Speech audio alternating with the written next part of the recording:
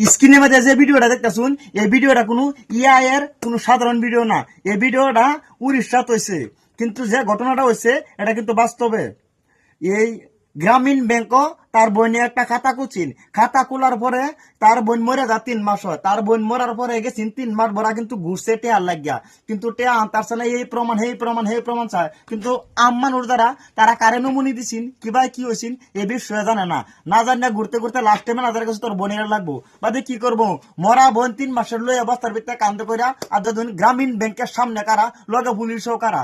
কিন্তু একটা কথাই বুঝলাম, সত্যর প্রমাণ এই মানুষটা স্পষ্ট দেখা দিছে।